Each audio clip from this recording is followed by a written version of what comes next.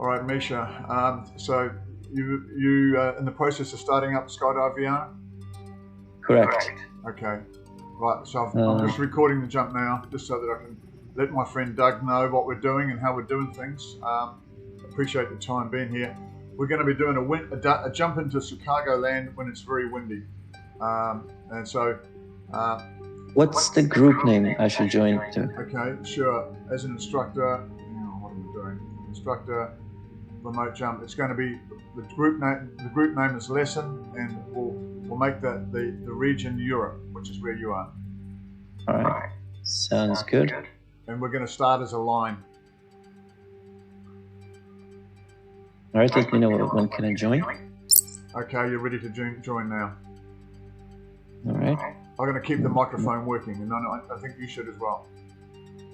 I'm going to mute the one in the app because we already have the comms. Okay, so we're going to use a pro canopy, civilian avatar from 4,300 feet. I'm going to set the winds. Oops, that's going back to choose drop zone. I want to be able to sit. Can you mute your microphone in the app as well? I'm getting echo. Okay, done. Okay. So we're going to go to Chicagoland. We're going to set the gear, canopy, pro, civilian, 4,300 feet. I'm going to set the winds, and the winds are going to be coming out of the southwest at 35 knots at 3,000 feet. So we're going to be going backwards, and they're going to be on the ground. They're going to be coming out of the southwest as well, but they're only going to be 2 or 3 knots. Okay. All right. I'm going to set the exit point. So that we're flying, when we're flying forwards, we look down to the right and we're going to see the drop zone. Okay? I'm going to quickly show you, I'm just going to give you the concept of the holding area that we want to be in, and then the downwind, base leg, final, to the back to the target area. I see. And I want you to remember that in fact we've got an active runway there, so don't fly over the runway below 1,000 feet. Understood. Okay, right. So now we're ready to jump, and just loading now. Okay, I'm using my keyboard. I can look around, and I can see I've got 35 knots of wind at 3,000 feet, but on the ground it's only 3 knots coming out of the southwest. Okay, you ready to jump? Yes, I'm on your right. 3, 2, 1. Okay, and I can see the blue canopy there. Okay, and I can look down and I can see that I'm moving sideways. So what I'm going to do is do a left-hand turn and hold into the wind, and I'm going to push. I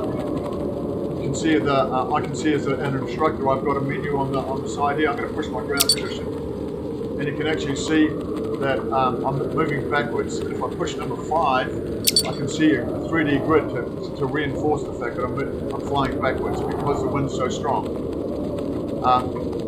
Whereabouts are you, Misha? I'm just going to look around.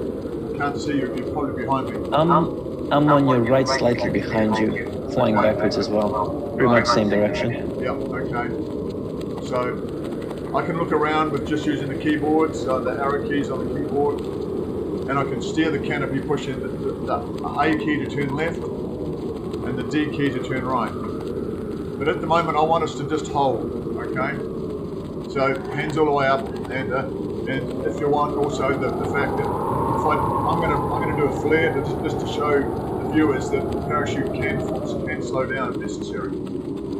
But at the moment, we're looking, as we descend, we're going through 2,900 feet. You can see that the wind is slowing down. But of course, we want to land back at the landing area. So the technique for jumping in high winds, and I'm going to do a slow left-hand turn, is that you turn sideways to make sure that you can see the wind, to see the landing area. And you do that on a regular basis. But at the moment, I'm going to hold because it's so windy. You can see now that the 3D grid, you can see that the rate of our going backwards is slowly descending. To eventually I see that we're going to start flying forwards. Agreed? Yes, nearly there. Okay, you're nearly there. Correct. Okay. So what I'm going to do is I'm going to push the 1 key on my keyboard. That's going to show the landing point. Now, at the moment, it's probably behind us. I'm going to do a quick left-hand turn. There's the green dot. That's where we would land if we did not do any more turns between now and when we land on the ground.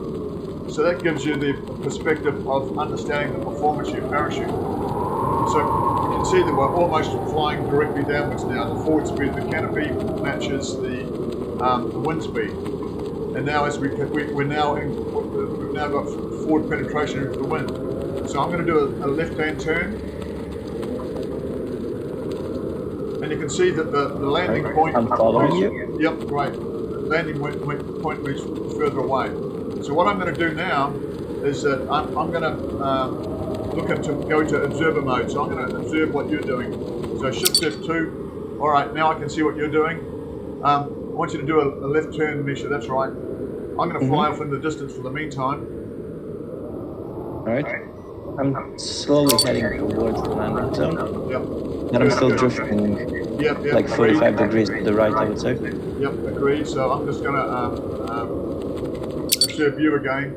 And what I'm going to do, you're going to see, if you look to the right, you're going to see me with my canopy flying back down there to the right. So I'm observing you, but I'm still flying my canopy. Okay. But what I want you to be able to do is think about the landing pattern that I showed you. And this is the landing pattern. Right. VR. Okay. I think I'm gonna undershoot. Okay. Unless So I make turn early. Turn early. Move now. Turn early, right. Yeah. Good.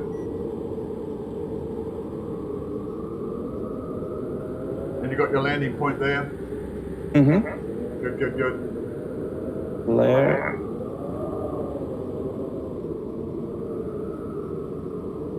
All right. Safe landing.